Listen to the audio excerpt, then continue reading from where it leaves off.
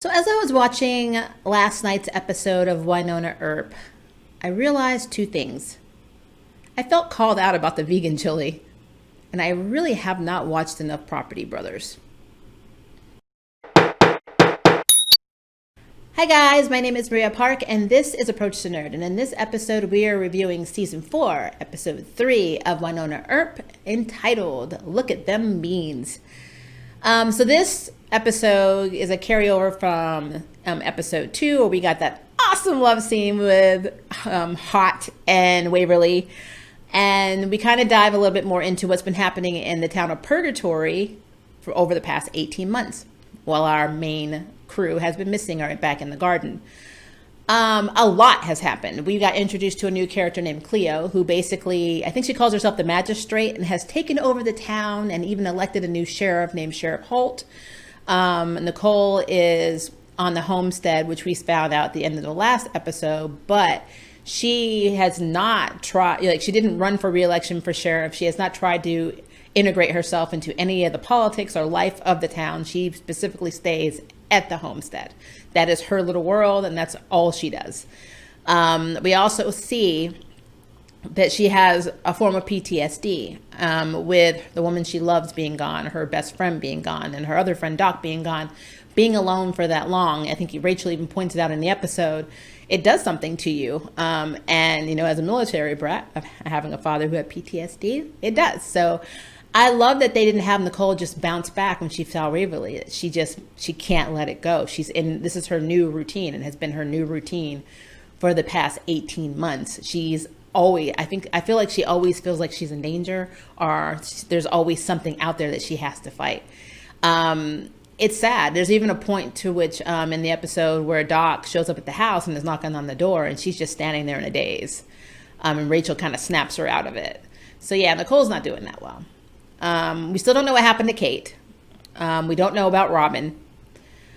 We know that the town itself is definitely not the same Purgatory that they left. There not only is a new woman running it and a new sheriff, the citizens themselves have no problem with making citizen arrests and hanging you. And that's disturbing. Shorty's is now a health bar that is run by Chrissy Nedley. And the moment she sees Wynonna, she does a citizen's arrest and attempts to have her hung too for the death of her father. So at this point, everyone thinks that Nedley is dead. So Wynonna is arrested. We meet one of the coolest characters. I forgot his name, honestly, just went out of my head. His character's name, but he plays Kimchi in one of my favorite shows I watch it on Netflix, and that's Kim's Convenience. And I love the character as a whole. He's very, very cool. He acts almost like the same as Kimchi in this episode, so I was very excited to see him in this.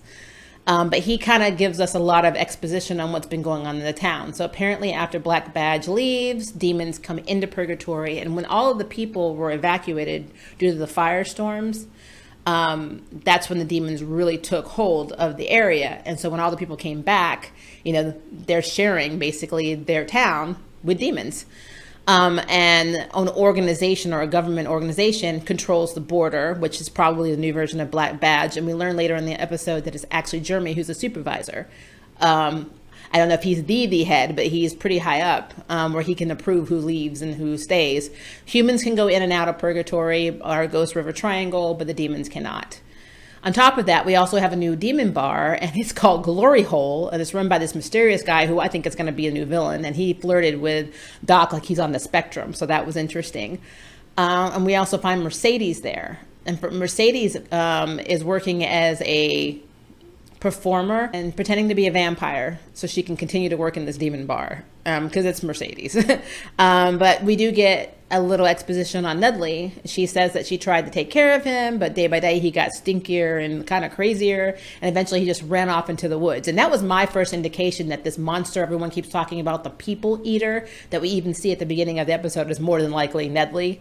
And then we learn later on when it follows Doc, and Doc finds a piece of the Hawaiian shirt that Nedley had on, that all the traps that Nicole and Rachel, because Rachel's now living at the homestead as well, have been putting around the homestead to keep all the demons out, has been not really, they haven't really caught the people eater, but the monster, he keeps trying to get in. And Doc pretty much assesses it's because it's actually Nedley, because the one person he would always try to get to for help would be Nicole. And so that was interesting. I will say this, though. The way the town is run, including how they use People Eater, is interesting. So People Eater, at the beginning of the episode, we see him attack a delivery truck, which is going to the Glory Hole bar with all the supplies. And more than likely, he ate the driver. But so the town is set up like this. So Cleo, who has taken over the town, has Sheriff Hull elected. They imprison people, and then once a month they do a get out of jail free card competition. Apparently one was a dance competition, according to, I'm going to call him Kimchi. That's not his character in this. I want to say his name is Ethan, but I don't think that's right either. But he explains that this time, or basically every time you do one of these contests, you can basically walk out and not have to serve time anymore. This time it is a chili cook-off, hence the title, Look at Them Beans. Now, Wynonna cannot cook for crap. Even with Wynonna, or even with Waverly and Nicole helping her, she's not good. And what's really funny to me is the whole vegan chili thing. As somebody who eats mostly vegan, I'm a pescatarian, but most of my diet consists of vegan food, especially since I'm celiac. I don't have a choice. I thought it was extremely funny that Waverly was trying to make this really cool vegan chili, and both Nicole and Wynonna, which is probably why they're best friends now, said, who in the heck's going to win with vegan chili? I was like, I feel so called out right now. I love the humor in this show, especially the Property Brothers. There's actually a part where Doc confesses that he watches Property Brothers while he's cleaning. And Waverly, after talking about being gone for 18 months, she's sad that she missed so many episodes of Property Brothers. So Property Brothers was all over this episode. I thought it was hilarious. But anyway, so they do the cook-off. Wynonna wins, even though Waverly tastes the chili and it tastes like crap. And what people don't know is happening is the prisoners that are set free are actually tied up and driven to the border and left to be eaten by the People Eater. Luckily, the People Eater is Nedley. They go to him and they start shooting him with I guess water guns. I don't know what's happening. And then somehow he turns back to Nedley.